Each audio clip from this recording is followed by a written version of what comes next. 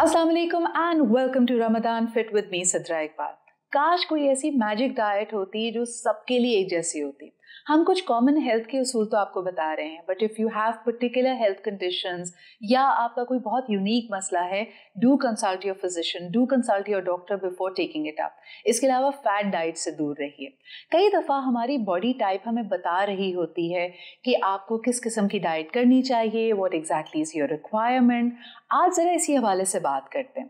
ख़ास तौर पे अगर आप एप्पल शेप्ड हैं या पियर शेप्ड हैं, यानी अगर आपकी अपर बॉडी ज़्यादा हैवी है या लोअर बॉडी ज़्यादा हैवी है, तो फिर क्या आपकी डाइट भी अलग अलग होगी। और रमज़ान में आपको किन चीज़ों के हवाले से माइंडफुल होना चाहिए। कई लोग कहते हैं कि अगर आपकी लोअर बॉडी ज़्यादा हैवी है then you need to at least go for a walk. आपको कुछ रेगुलर फिजिकल एक्टिविटी करनी ज़रूरी है। और दूसरी तरफ कई लोग इस बात पे भी परेशान रहते हैं कि अपर बैक पे, आर्म्स पे इतना ज़्यादा वेट है कि जितना भी डाइट कर लें, चेहरा पतला हो रहा है, जिस्म पतला हो रहा है, लेकिन आर्म्स पे से फैट नहीं जा रहा। तो आपको क्या करना चाहिए? Let's take our advice and help from our nutritionist, जो कि एक सेलिब्रिटी न्यूट्रिशनिस्ट हैं, प्रैक्टिसिंग डॉक्टर हैं। हमारे साथ मौजूद हैं डॉक्टर अरीज हारून। अस्सलाम वालेकुम अरीज, क्या हाल चाल है? अल्लाह का शुक्र है। कैसा गुजर रहा है रमज़ान? अल्लाह अल्हम्दुलिल्लाह। अच्छा, मैं अक्सर सोचती हूँ Areej, because you're a nutritionist और तुम खुद भी इतनी पर्टिकुलर हो, तो घर में सारे लोगों को भी इसी तरह स्ट्रिक्टनेस के साथ वही उसूल फॉलो करने पड़ते हैं? घर की मुर्गी दाल बराबर बोलिया जो है ना, वो एक्चुअली होता ये कि आई डू मेक श्योर कि सब कुछ ना कुछ हेल्दी होता रहे हमारे घर में, लेकिन आजकल ऑप्शंस होते हैं। बट नॉर्मली माय हस्बैंड जो है ही प्रेफर्स कि वो मीट खाएं, तो हम लोग प्रोटीन ज़्यादा लेते हैं। सही। My mother in law she takes care of herself. मैं उनको बना देती हूँ जैसे चीज़ें, फीकी चीज़ बना दी, दलिया बना दिया, तो शी इज़ ओके।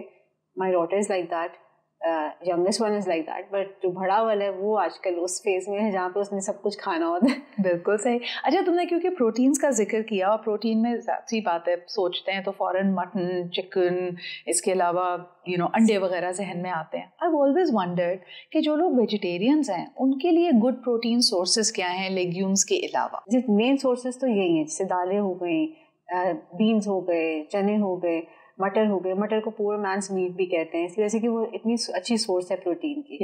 ठीक है। इसके अलावा इवन डेयरी प्रोडक्ट्स अगर कोई लेना चाहता है तो उसमें, क्योंकि डेयरी में प्रोटीन का एक पोर्शन होता है। देन देयर फ्रूट्स, जैसे अमरूद हैं, उनके अंदर बहुत अच्छी प्रोटीन होती है, तो आप वो वाले प्रोटीन्स भी ले सकते हैं। These are you can say के वेजिटेरियन प्रोटीन्स, तो आप उनमें जा सकते हैं।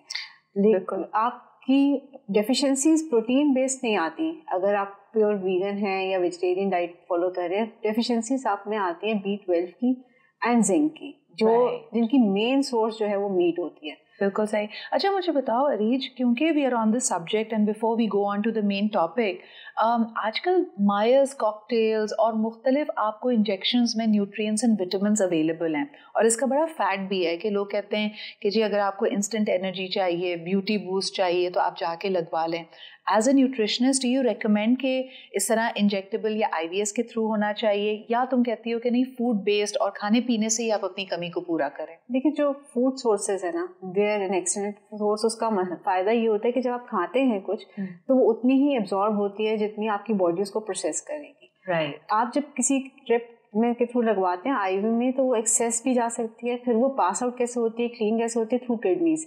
अगर किसी को रीनल फंक्शन प्रॉपर नहीं है, किसी का लिवर का कोई इशू है, तो वो उसको डिटॉक्स नहीं कर सकेगा, उसको एक्सक्रीट नहीं कर सकेगा, तो उनमें इशूज आते हैं। देन आप एक्सेस अमाउंट लगा रहे हैं। एक्सेस इज ऑलवेज बैड, क्योंकि जब जैसे विटामिन C की कोई ड्रिप्स लगाते हैं या ग्लूटाथायोन की, तो वो रीनल स्टोन्स का रिस्क होता है उसमें।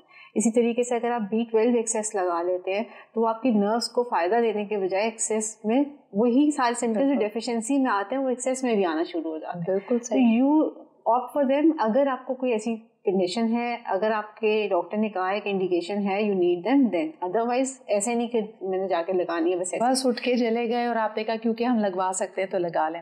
अच्छा, पुराने ज़माने में अरीज कहा जाता था कि जो हकीम होते थे वो नब्ज देखकर हाल बता देते थे, ज़्यादा टेस्टिंग भी नहीं होती थी। आपको माशाल्लाह प्रैक्टिस करते हुए इतना टाइम हो गया है, सो व्हेन अ क्लाइंट वॉक्स इन, जिसको हेल्प की ज़रूरत है, डाइट प्लान की, वो वज़न कम करना चाहता है, बॉडी टाइप्स अलग अलग हैं, कोई एप्पल शेप्ड है, कोई पियर शेप्ड है, यानी व्हाट इज़ द डिफरेंस? तुम्हारे जहन में क्या चीज़ आती है जिसको फिर तुम फौरी तौर पे टेस्ट लिख के देती हो? तो ये अगर दो मुख्तलिफ बॉडी टाइप्स हैं, क्या इनके टेस्टिंग मुख्तलिफ होगी?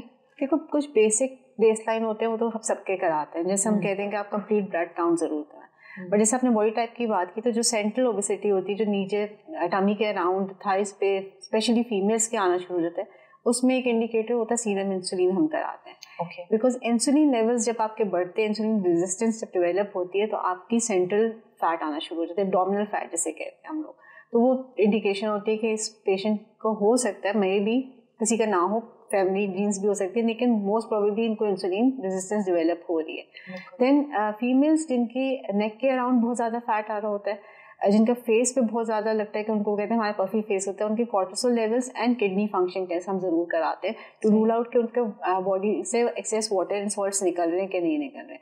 तो दीज आर बेसलाइन जो हम लोग कराते हैं looking at the body shape. Then they are males में हम लोग लिपिड प्रोफाइल ज़रूर कराते हैं, बिकॉज अक्सर मेल जो होते हैं उनके विजिबल फैट नहीं होता, लेकिन उनका विस्ट्रल फैट होता है, यानी कि उनके ऑर्गन्स में फैट होता है।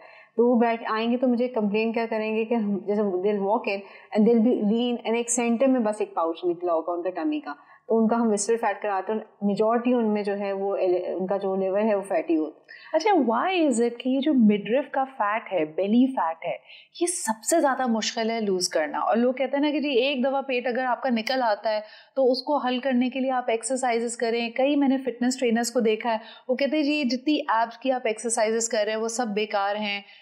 What happens? अच्छा, उसकी रीज़न ये है कि हमारा एक तो यहाँ पे मसल बहुत जल्दी जो है ना लूज होना शुरू हो जाता है अगर हम टोन नहीं करते। तो जितना लूज होगा उसमें स्पेस उतना सबकुटेनियसली बनेगा और उसको सबकुटेनियस फैट आना शुरू। सही। To break that subcutaneous fat it is difficult because हम लोगों का फैट वो बर्न सबसे आखिर में होता है जब आप करते हैं, क्योंकि दिस इज बेसिकली आपकी बॉडी का एक कह सकते हैं सिक्योरिटी डिपॉजिट है कि उसने रखा हुआ है कि जब मुझे एनर्जी यूज़ करनी होगी सबसे आखिर में मैं इसको यूज़ करूँ। अच्छा, और ये सर्वाइवल टेक्निक भी है। तभी आप देखें कि अगर खुदा ना खासा बॉडी को ऐसा लगेगा कि जी आप फाका कशी में जा रहे हैं, खाना कम हो रहा है, स्टार्वेशन, तो वो जहाँ स्टोर करती है वो यूजुअली आपकी बेली और आपका lower body, because this has the most space ना जहाँ पे आपके एडिपोज टिश्यू बन सकते हैं, डिपॉजिट हो सकता है। सही। तो हम लोग एक तो मसल टोन अप नहीं करते तो स्पेस बनता जाता है, फिर हम लोग उसको यूटिलाइज नहीं करते कि जब आना शुरू हुआ है और आप पे कहीं और नहीं फैट तो हम उस वक्त उसको बर्न करें। हम वेट करते हैं कि पहले बाजू भी आ जाए, हिप्स भी आ जाए, थाइस भी आ जाए, फिर हम उसके बाद वर्कआउट एक साथ ही मेहनत कर लेंगे।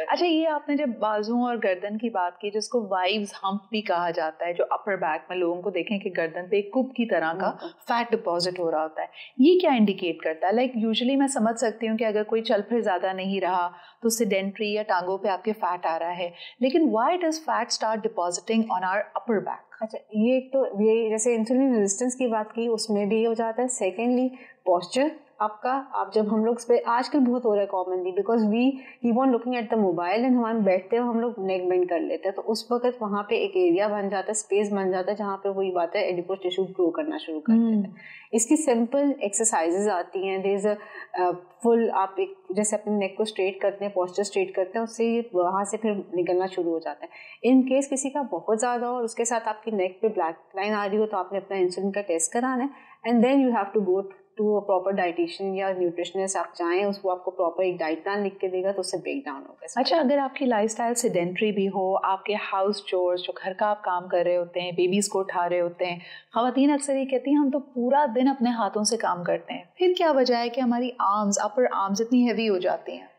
सिर्फ फैट ब्रेक डाउन करने का एक सिंपल सा रूल होता है कि आपकी बॉडी तब फैट बर्न करेगी जब आपका हार्ट रेट जो है वो आपका टारगेट हार्ट रेट आप अचीव करेंगे। टारगेट हार्ट रेट जो होता है वो सिंपल सा एक फार्मूला होता है कि 220 में से यू सब्ट्रैक्ट योर एज और उसका 70 to 80% जो भी आएगा उस नंबर का वो आपका टारगेट हार्ट रेट होगा। एक एवरेज सबको इजी करने के लिए ये सोच लें कि मेजॉरिटी 120 से 150 का होता है। मेल हैं तो उनका थोड़ा ज़्यादा होगा, फीमेल्स हैं तो उनका थोड़ा कम। तो हम लोग जब बच्चों को उठा रहे हैं, सफाई कर रहे हैं, तो हम लोग हार्डली 100-110 को टच करते हैं, हम 120 को भी नहीं टच करते। तो अगर आप 120 और 130 पे जाएंगे और हार्ट रेट पर आप 10 से 15 मिनट वर्कआउट करेंगे तब आपका फैट ब्रेक डाउन होगा। बिल्कुल सही, और ये बड़ी इंपॉर्टेंट बात है। Arish, before we back leave from आज का ये हमारा जो टॉपिक है, और ये मेरे ख्याल में स्पॉट रिमूवल एक्सरसाइजेस करना बंद करते हैं, जो आप जाके गूगल पे भी सर्च करते हैं ना कि जी सिर्फ आर्म्स कम करने हैं तो क्या करें, सिर्फ वेस्ट कम करनी है तो क्या करें। You have to work on the overall fat. और हाँ, ये बात सच है कि बेली फैट सबसे आखिर में जाएगा। मुझे ये बताएं कि अगर किसी ने ओवरऑल रमज़ान में थोड़ा अपने फैट को रिड्यूस करना है, what is the one exercise, one physical activity that you would recommend? Stairs हैं तो स्टेयर्स चलें, वरना वॉक करें। Simple brisk walking for 20 to 30 minutes आपका हार्ट रेट बढ़ाती है और आपकी ओवरऑल बॉडी से, क्योंकि you moving your legs, you moving your arms, आपका हार्ट रेट बढ़ रहा है तो आपको, और ऑफ कोर्स अगर आप खुली जगह पे करेंगे तो आपको फ्रेश एयर भी मिलेगी। एब्सोल्युटली, यानी आपके कोई भी बॉडी टाइप हो, आप एप्पल शेप्ड हैं, पियर शेप्ड हैं, बेली फैट है, आप एक्सरसाइज बहुत ज़्यादा नहीं भी कर सकते तो सीढ़ियाँ चढ़िए, जहाँ कहीं भी लिफ्ट हो वहाँ पे प्रेफर कीजिए कि आप सीढ़ियाँ चढ़ें। इसके अलावा कम से कम दिन में 2 दफ़ा 20 मिनट की चहलकदमी करें। I hope that you find these tips to be very useful, और इसको शेयर ज़रूर कीजिए, कमेंट ज़रूर कीजिए कि इसमें से कौन सी टिप आपके लिए काम कर रही है। Until tomorrow, take good care of yourself. खुदा हाफिज़।